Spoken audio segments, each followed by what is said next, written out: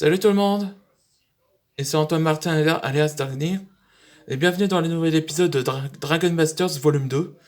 Et ce nouvel épisode, ce sera Feeling Sick, sentir malade.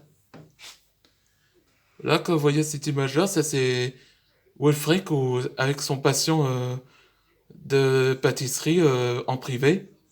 C'est là qu'Antoine Dragnir et Guillaume les observaient. Hmm.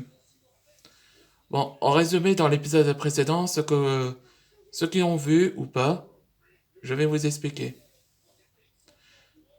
Tout a commencé quand Antoine Dragnir essaya de s'échapper à Nosferatu, ou quand Antoine Dragnir a enfin découvert que c'est un vampirate, tandis que les autres équipes sont poursuivies par les autres vampirates.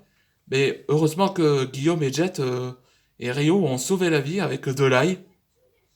Je pensais pas que, comme les vampires, pourraient avoir des nausées. Après que, après que le roi Antoine Dragnir et les hémisphères dragons sont réunis et sont dirigés vers la forêt, mais c'était trop tard parce que Nosferatu est déjà apparu.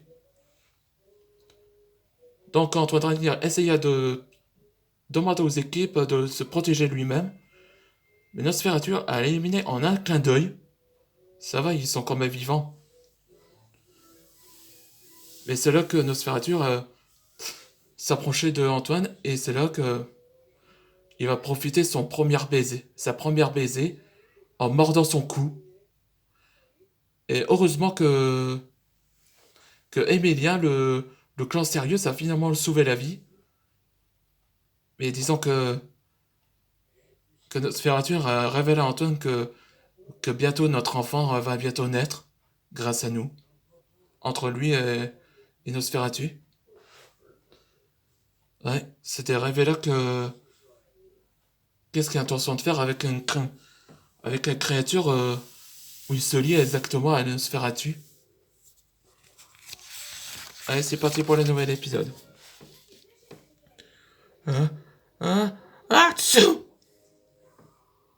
À tes souhaits, Antoine. T'as pas l'air en forme, on dirait. Ouais, j'ai attrapé froid et ce rhume depuis la forêt ici. Silence Forest.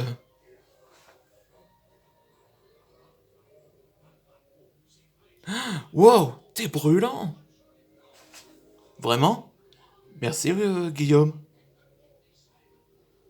J'ai trouvé le nom, c'était Waden, mais en fait c'est Guillaume. Merci, Guillaume. Non, Antoine, t'es vraiment malade. Malade? Mais je vais bien, c'est juste un rhume et...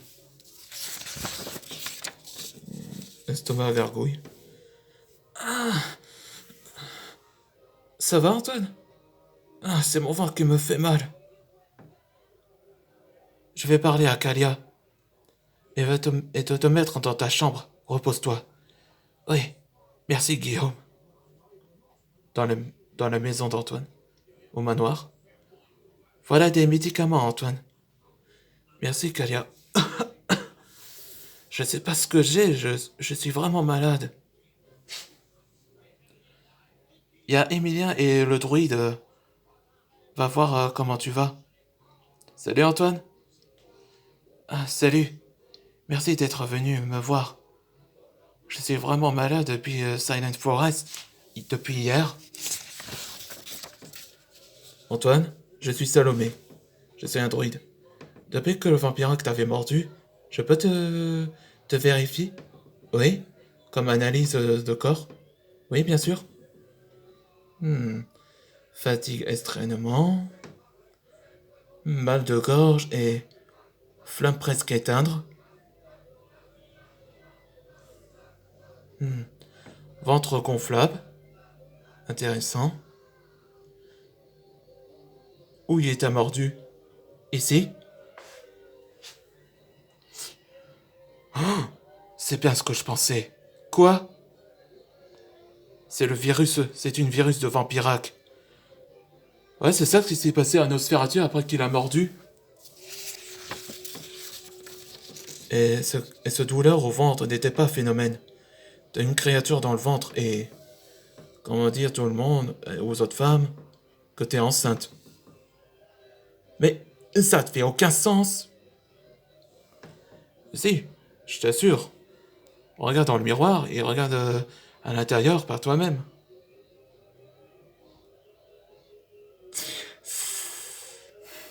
Oh, j'ai un vampirac dans mon ventre. Oui. Ouais, vous pouvez pas rester ici, parce que... On pouvait pas rester ici parce que si c'est dangereux dans le Dragalia. Mais... On vous aiderait à le faire sortir. Si vous ne faites pas le faire sortir,